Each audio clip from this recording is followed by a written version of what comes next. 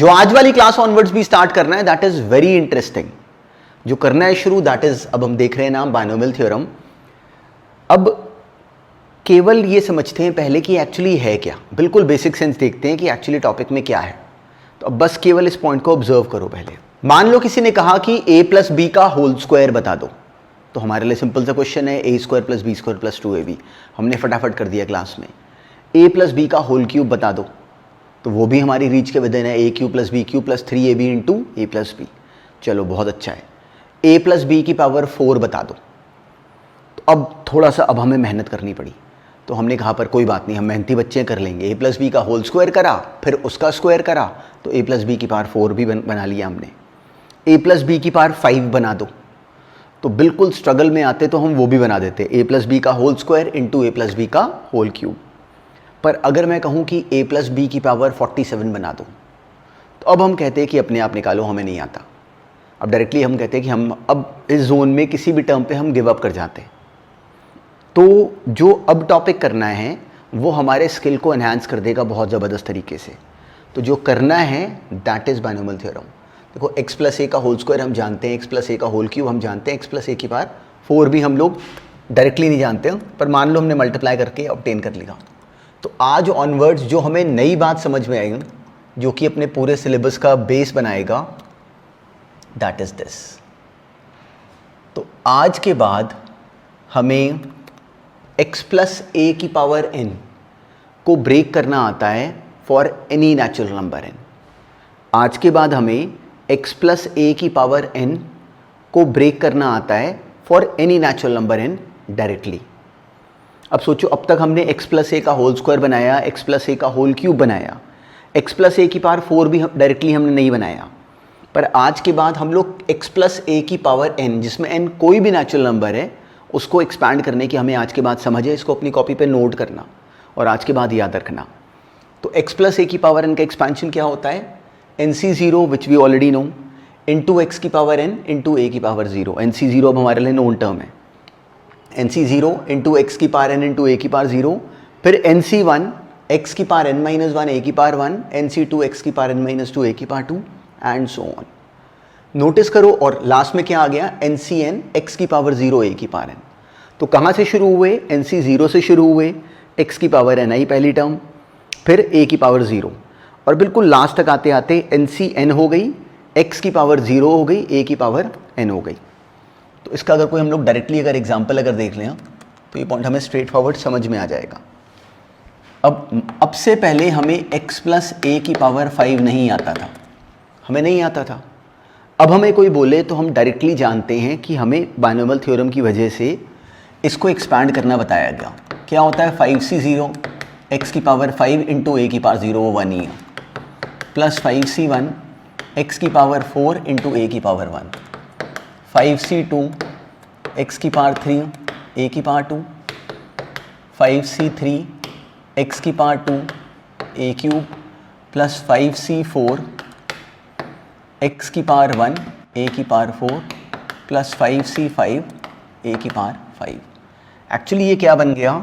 अगर हम सिंपली इसको अगर एक्सपैंड करें तो 5c0 हम ऑलरेडी परम्यूटेशन कॉम्बिनेशन से जानते हैं कि 1 है, तो ये बन गया x की पावर 5, 5c1 5 इंटू एक्स की power 4 into A, plus 5c2 वो 10 आ जाता है इंटू एक्स क्यूब इंटू ए स्क्वायर, 5c3 वो भी 10 एक्स स्क्वायर ए क्यूब, प्लस 5c4 वो 5 है, x इंटू ए की पावर 4 प्लस ए की पावर 5।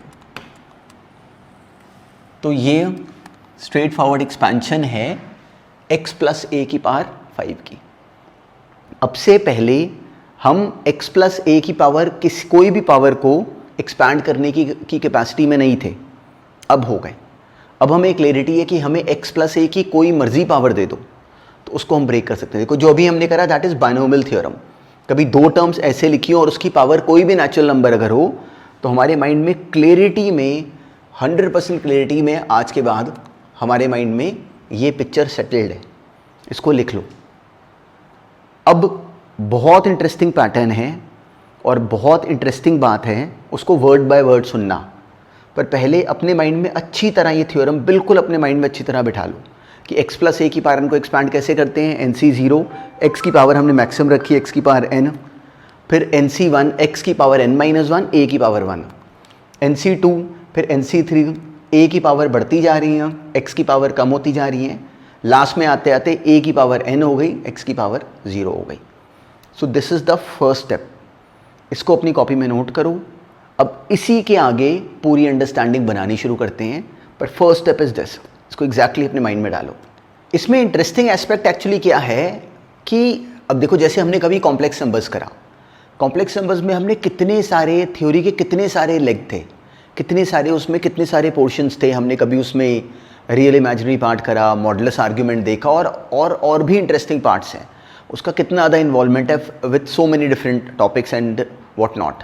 जब हमने प्रोग्रेशंस करा तो उसमें भी कितना ज़्यादा अलग अलग सा काम था। बाइनोमियल थ्योरम में याद रखना, ये बच्चों को पता नहीं चलता, बाइनोमियल थ्योरम में सारा सिलेबस हमारे सामने है, यही है कंप्लीट लाइन। आईआईटी में पिछले 25 सालों से वो इस पे क्वेश्चन डाली जा रहे हैं और लोगों को समझ नहीं आता कि एग्जैक्टली जो समझ है वो बस इतनी सी है। अब इसमें कितना भेद, कितने हिडन मैसेजेस हैं, उनको पकड़ पाना इज़ एक्चुअली द स्किल। पर एग्जैक्टली जैसे से काम आगे बढ़ाएंगे हमें ये बात रियलाइज़ होनी शुरू होगी कि हमारे सामने सारा सिलेबस ये है, यही है बस। This is the theory, this is the syllabus. से हर टॉपिक में अलग अलग लेग होते हैं, इसमें नहीं है। पर जो क्वेश्चन की वैरायटी हम फेस करेंगे, हमें उसके बाद साथ साथ रियलाइज़ भी होगा और हम ज़्यादा कॉन्फिडेंट भी होते जाएंगे कि अरे इतनी सी तो बात है। अच्छा देख, जैसे भी हमारे सामने है x प्लस ए की पावर n हमने खुद ही अपने आप बनाया, अब डायरेक्टली हमने इसका एक्सपेंशन तो देखा, वैसे ये भी लॉजिकली बनता है परमुटेशन कॉम्बिनेशन से ही, उस पर कभी आगे बात करेंगे। अभी हमें डायरेक्टली समझ में आता है कि जब इसको हमने मल्टीप्लाई करा तो अब एक बात नोटिस करो, क्या हो रहा है, एन सी ज़ीरो आया, एन सी ज़ीरो से हम शुरू हुए, x की पावर हमने क्या बनाई n और a की पावर 0, फिर एन सी वन आया, x की power n minus one, a की पावर 1, एन सी टू आया, x की power n minus two, a की पावर 2 एंड सो ऑन। तो क्या हमें स्ट्रेट फॉरवर्ड ये बात समझ में आती है कि अगर हम इसकी जर्नल टर्म बनाएं तो इसकी जो जर्नल टर्म बनती वो आती एन सी आर। जैसे हमने कभी प्रोग्रेशंस में जर्नल टर्म बनाई, जैसे हमने कभी एपी की जर्नल टर्म बनाई, जीपी की जर्नल टर्म बनाई, वैसे अगर हम लोग इसकी मान लो कि एन सी आर वाली टर्म बनाए तो इन जनरल अगर इसमें एन सी आर है तो साथ में हमें दिखता है कि जो x है उसकी पावर n माइनस आर है और जो a है उसकी पावर r है। तो सिंपल सी बात, बिल्कुल यहाँ पे जो एन सी आर है, जिसमें r कहाँ से इसके इसमें वेरी कर रहा है 0 से लेके n तक, तो हमें दिखता है कि जो r है वो कम से कम 0 है और बढ़ के r मैक्सिमम कितना हो रहा है n। तो ये जो टर्म हमने बनाई, ये टर्म, ये सोचो कि इस बाइनोमियल थ्योरम की ये कौनसवीं टर्म है, कौन से नंबर की टर्म है ये। तो जो एन सी आर एक्स की power n minus R, A की पावर r है, क्या हमें ये देख के रियलाइज होता है कि एक्चुअली ये इस बाइनोमियल थ्योरम की r प्लस 1th टर्म है। देखो जो इसकी फर्स्ट टर्म है उसमें एन सी 0 आ रहा है, सेकेंड टर्म में एन सी 1 आ रहा है, तो जिस टर्म में एन सी आर आएगा वो एक्चुअली इस बाइनोमियल थ्योरम की r प्लस 1th टर्म है। ये हमारे माइंड में अच्छी तरह सेटल्ड है, ये हमें दिखता है साफ साफ। और ये हमने कहाँ से बनाई, इसी को देख के, कोई स्पेशल ट्रिक नहीं, कोई स्पेशल पॉइंट एक्चुअली है ही नहीं इस टॉपिक में। तो लोग किस कहानी को मिस करते हैं कि उनको इस लाइन को देखना नहीं आता, और हम बहुत प्रॉपरली देखेंगे। बिल्कुल अपने माइंड में डाल लो कि इस बाइनोमियल थ्योरम की जर्नल टर्म क्या होती है, r plus 1th term, and that is what N C R X की power n minus R, A की पावर r। अब इसी बाइनोमियल थ्योरम की एक्सपेंशन में अपने आप सोचो कि इसमें नंबर ऑफ टर्म्स कितनी है। जब हमने x प्लस ए की पावर n को एक्सपैंड करा तो हमें क्या साफ साफ दिखता है कि इसको एक्सपैंड करे जाने पे ये बनी टर्म सारी। तो इसमें गिन के सोचो कि ये नंबर ऑफ टर्म्स कितनी बनी, तो मैं डायरेक्टली दिख रहा है कि एन सी 0 से हम स्टार्ट हुए और एन सी n तक गए, तो 0 से लेके n तक नंबर ऑफ टर्म्स कितनी बनी, n प्लस 1। तो हमें इस बाइनोमियल थ्योरम की एक्सपेंशन में नंबर ऑफ टर्म्स डायरेक्टली पता होती हैं कि टोटल नंबर ऑफ टर्म्स कितनी होती है इसमें, n प्लस 1 टर्म्स होती हैं। ये हमें याद है, हमें बिल्कुल याद है कि टोटल नंबर ऑफ टर्म्स जब हमने x प्लस ए की पावर n को एक्सपांड करा तो हमें दिख रहा होता है साफ साफ कि नंबर ऑफ टर्म्स कितनी है, n प्लस 1। बिल्कुल हमारे माइंड में सेटल्ड है ये पॉइंट।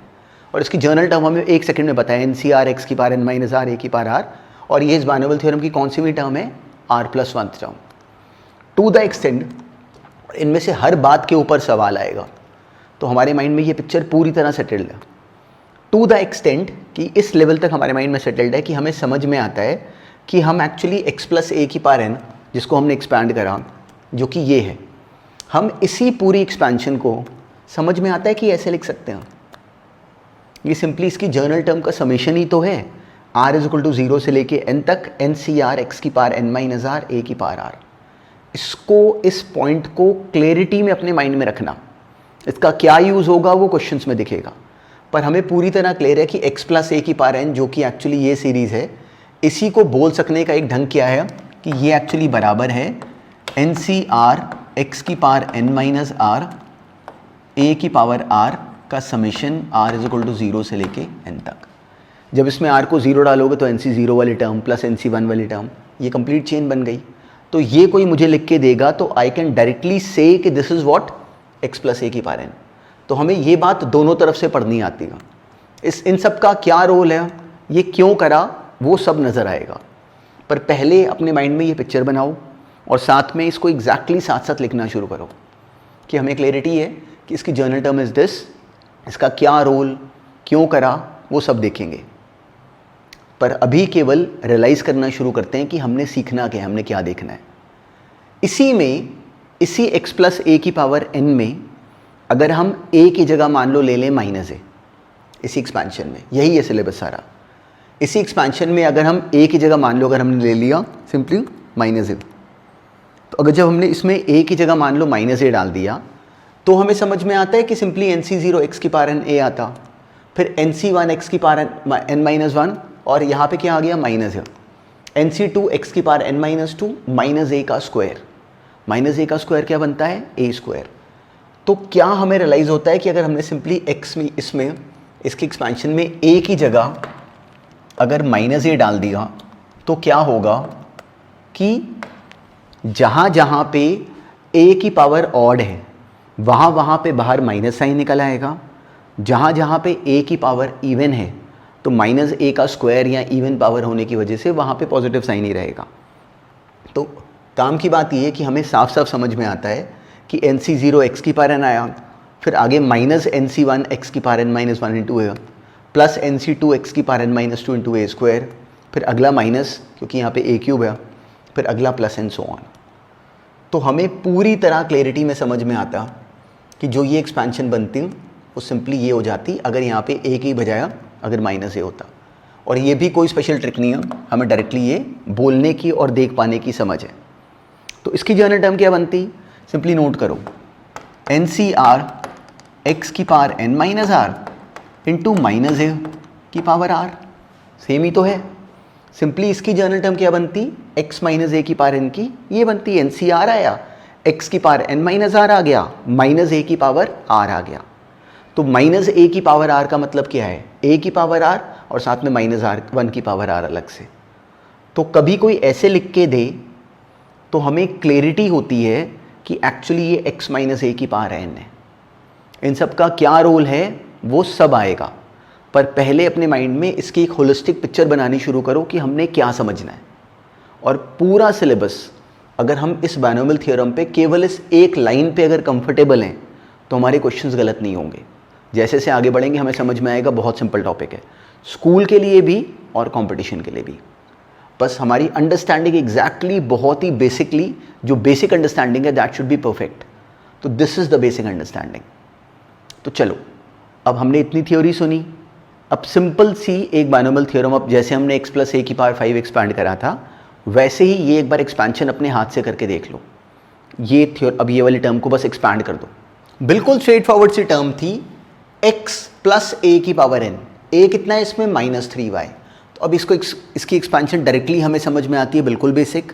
क्या बनता, सिंपली NC0 क्या बन गया वो 4C0 2x की पावर 4, मतलब इस पूरी टर्म की पावर 4 -3y की पावर 0, 4C1 इसकी पावर 3 -3y की पावर 1, 4C2 इसका स्क्वायर -3y का स्क्वायर, फिर इसकी पावर 1 उसकी पावर 3 इसकी पावर 0 उसकी पावर 4।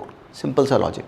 अब 4C0 NC0 हम जानते हैं कि NO डायरेक्टली 1 होता है, तो 4C0 1, NCR बराबर होता है NCN-R के। ये हमने परमुटेशन कॉम्बिनेशन में ये यूज़ भी करा हुआ है और ये हमें याद भी रहता है, ये हमें पता है। तो 4C0 और 4C4 सेम, डायरेक्टली हमें समझ में आता है दोनों की वैल्यू सेम है। 4C0 कितना 1, 4C4 भी 1। 4C1 कितना होता है, NC1 is what 4, directly n, तो 4C1 इज़ 4, तो 4C3 भी 4। 4C2 हम सॉल्व करना जानते हैं, factorial 4 factorial two factorial 2 that is 6। Simply हमने एक्सपैंड करा हुआ है, इसकी हमने वैल्यूज़ फिल करी, डायरेक्टली एक्सपेंशन हमारे सामने रेडी है। तो कोई स्किल नहीं था, पर हमारी बेसिक अंडरस्टैंडिंग एक बार बस हमें अपने हाथ से लिख के देखना था कि ये क्या है। तो अब इसी के यूज़ पे बस डायरेक्टली क्वेश्चन ही करते हैं, कोई स्किल नहीं है। अब ये करो सॉल्व। हमें किसी ने बोला x प्लस वाई की power 5 plus x minus y की पावर 5। तो अब देखो x प्लस ए की power n, x plus y की पावर 5 को जब हम एक्सपैंड करेंगे, x माइनस वाई की पावर 5 को एक्सपैंड करेंगे, तो हमें दिखता है कि जब इन दोनों को ऐड करोगे तो क्या होगा कि जो सेकेंड टर्म है 5C1 x की पावर 4 y की पावर 1, यहाँ पे x की पावर 4 माइनस वाई की पावर 1, दोनों कैंसिल हो जाएंगी। तो ये पैटर्न वैसे भी अपने माइंड में रखना, जब x प्लस ए की पावर n और x माइनस ए की पावर n, इन दोनों को अगर हम ऐड कराते हैं तो क्या हमें बिना कुछ करे विजिबल है कि जो पहली टर्म है वो दोनों की ऐड हो जाएगी, सेम आ जाएगी, डबल हो जाएगी। थर्ड टर्म ऐड हो जाएगी पर सेकेंड टर्म कैंसिल हो जाएगी। तो इन दोनों को ऐड करने से क्या बनता है, simply 2 times of 5C0 x की power 5, 5C2 x cube y square, 5C4, 5C1, 5C3, 5C5 वाली टर्म्स कैंसिल हो गई। तो इन दोनों को ऐड करने पर नंबर ऑफ टर्म्स कितनी बनी, 3। देखो इस अकेले की एक्सपेंशन में नंबर ऑफ टर्म्स कितनी थी, 6। डायरेक्टली इसकी पावर 5 है, नंबर ऑफ टर्म्स कितनी आ गई, 6। उसमें भी 6 थी, पर जब इन दोनों को ऐड करा तो हमें दिखा कि जो बीच में टर्म्स थी इवन वाली वो सारी कैंसिल हो गई। ऐसे ही अगर सब्ट्रैक्ट करते तो भी ऐसा होता।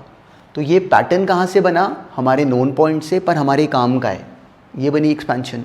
तो सिंपली अब हमने यहाँ पे क्या करा कि सिंपली 2 टाइम्स ऑफ x की पावर 5, 5C2 10 होता है, 5C4 5 होता है, ये बन गई एक्सपेंशन। अब हमें बोला गया कि सिंपली इसको सॉल्व कर दो यूजिंग दिस, तो सेम ही है, x कितना है √2 और y कितना है 1, उसकी हमने वैल्यू फिल करी, उसकी वैल्यू निकाल दी, सिंपली आ गया 58√2। तो इसमें ट्रिक कोई नहीं थी, अकेले काम की बात क्या है कि हमारे माइंड में ये पिक्चर बननी शुरू हो जाए। इस पर बहुत क्वेश्चन हैं, ऑब्जेक्टिव भी बहुत आए हुए हैं, पर ये अंडरस्टैंडिंग हमारे माइंड में रहनी चाहिए।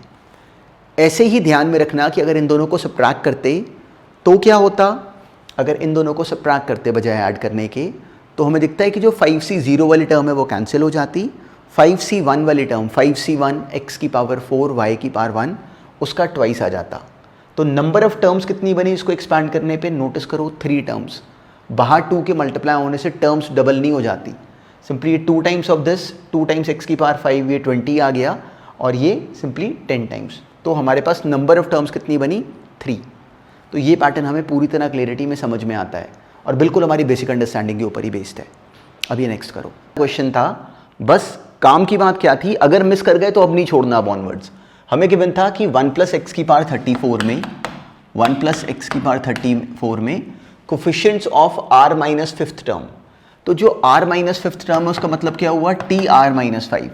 तो TR माइनस 5 में हमें क्लियरिटी है कि जो इसका कोफिशिएंट बनेगा वो क्या होगा, 34CR माइनस 6। बिल्कुल हमें समझ में आता है, याद है TN+1 में, TR+1 में यहाँ पे NCR आता है, तो TR माइनस 5 में यहाँ पे 34CR माइनस 1 माइनस करके सिंपली R माइनस 6 बनेगा।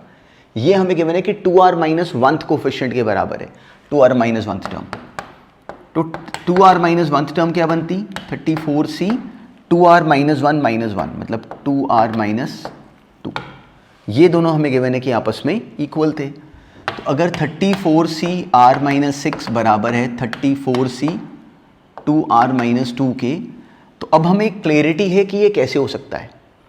कोई बोले कि NCR, अगर NC कोई हमें बोले कि मान लो 10CR, और याद रखना ये बात बहुत सिंपल है, किसी ने अगर मान लो हमें कहा कि 10CR बराबर है 10C3 के, तो हमें क्लैरिटी है कि R एक तो डायरेक्टली 3 हो गया, या फिर R बराबर हो गया सिंपली, या तो R बराबर होगा 3 के, या फिर 10 माइनस R बराबर होगा 3 के। तो यहाँ से R की 2 पॉसिबल वैल्यूज़ बनी, या 3 या 7। इस पैटर्न को ध्यान में रखना। तो इस क्वेश्चन में अगर 34c r-6 बराबर है 34c 2r-2 के, तो या तो r-6 बराबर होगा 2r-2 के, पहला केस, या फिर r-34 माइनस r-6 ये बराबर होगा 2r-2 के। बिल्कुल ये पैटर्न पता होना चाहिए, मतलब अगर या तो सिंपली ये दोनों जो सबस्क्रिप्ट्स हैं ये इक्वल होंगे, या फिर एक्चुअली इन दोनों का जो सम है वो बराबर होगा 34 के। तो अगर यहाँ से इसको यूज़ करें तो r आ रहा है इसके इसमें नेगेटिव, तो ये करा हमने रिजेक्ट। ये भी पॉसिबल हो सकता था, इसमें नहीं बना। यहाँ से क्या हमें मिल गया, सिंपली दोनों को ऐड करा के कि 34 बराबर है 3r -6 और plus -2 which would be simply 3r -8। वहाँ से 3r आ गया 42, r आ गया 14, तो r इस क्वेश्चन में बना 14। तो सिंपली वही पूछा हुआ था, तो r की वैल्यू 14 आ गई। तो अगर मिस कर गए तो इसको ध्यान में रखना। बच्चे गलती क्या करते हैं कि वो ये टर्म बनाने के बाद इसको फैक्टोरियल के फॉर्म में बनाना शुरू कर देते हैं। वो डिपेंड करेगा कि क्वेश्चन क्या है, इसमें नीड नहीं है। कभी अगर हमें बिल्कुल इस तरह का पैटर्न दिया जाए तो we can crack it directly. So we know that either this would be equal to this और the sum of these two is equal to this. तो r+3 कितना आ गया 7, वहाँ से r कितना आ गया, r+3 कितना आ गया 10, वहाँ से r आ गया 7। तो इस पैटर्न को माइंड में रखना। बहुत क्वेश्चंस ऑब्जेक्टिव भी करेंगे हम इसके ऊपर बेस्ड। अब ये नेक्स्ट करो।